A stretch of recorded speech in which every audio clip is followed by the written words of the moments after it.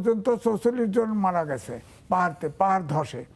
পাহাড় কিন্তু আপনি দেখেন পাহাড় কাটে, পাহাড় পাথর তোলে।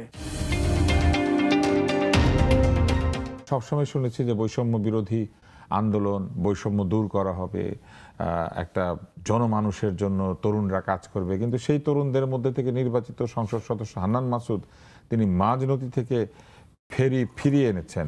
নলচিরা ঘাটের উদ্দেশ্যে ফেরি ছেড়ে যাওয়ার সময় এই ঘটনা তিনি ঘটিয়েছেন এবং এটা তিনি ঘটিয়েছেন ব্যক্তিগত প্রয়োজনে। তো এই ধরনের একটি কাণ্ড তিনি ঘটালেন। এরা নিরাপদ সড়ক আন্দোলন করছে, সড়ক নিরাপদ হয় নাই। ওনারা বৈষম্য বিরোধী আন্দোলন করেছে, বৈষম্য যায় নাই।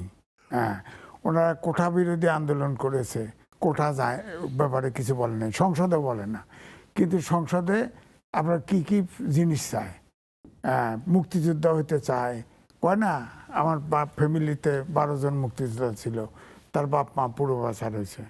এখন ধরেন সালাউদ্দিন আহমেদের এলাকায় বাড়ি, উনি পাওয়ারফুল একজন নেতা আছে, তার জায়গায় তো ফেরি ফিরে না আসলে যোগ্যতা কি প্রমাণ হবে? হ্যাঁ, যোগ্যতা প্রমাণ করছে। আমি তো দেখছি যে আমার আরিচা নগরবাড়ি ফেরিতে এক অফিসার, তার জন্য ফেরি দাঁড়ায় রয়েছে আধা ঘন্টা। এখন সমাজে তো আপনার এরকম পাওয়ারফুল ব্যক্তিরাই চালাচ্ছে। এখন যে আলোচনা তো করতেছি এই কারণেই যে যার ক্ষমতা আছে সেই পারে। ঢাকা শহর আপনি কি করে, ঢাকা শহর এখন যে জায়গায় হয়েছে, এই পরশুদিন রিপোর্ট ছিল, ঢাকা শহর এখন বসবাসের অনুপযুক্ত শহর। বিশ্বের সবচাইতে অব্যবস্থা হতে 3 নম্বরে। চট্টগ্রামের অবস্থাও তো ভালো না। চট্টগ্রামের আরেকটি বড় দুর্বলতা হচ্ছে যে সমুদ্রের পাড়ে এই নগরীটি, এবং সমুদ্রে যে পানি যাবে, সমুদ্র পৃষ্ঠের উচ্চতা বাড়ছে। হ্যাঁ, কর্ণফুলী নদীর তীরে যখন আপনার বৃষ্টি হয় তখন নদীর উচ্চতা বেড়ে যাচ্ছে, 100 পুরো শহরটা নিচে চলে যাচ্ছে। 108টা নদী নালা আছে চট্টগ্রাম শহরে, এবং রাজশাহী শহর ক্লিন, চট্টগ্রাম শহর সবচেয়ে দর্শনীয়, পাহাড়ও আছে ভিতরে। এই শহরে সব নদী নালা ভর্তি, দখল হয়ে গেছে।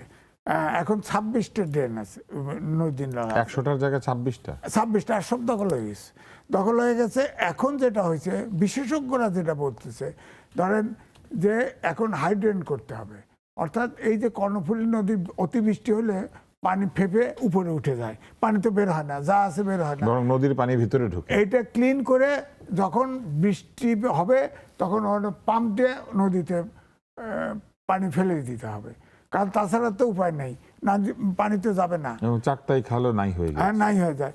এখন তো ওই জায়গায় আপনার কোনো মানে ড্রেনও পরিষ্কার করে না, বিরাট বাজেট, এই বাজেট তো ব্যাহত হয়ে যায়।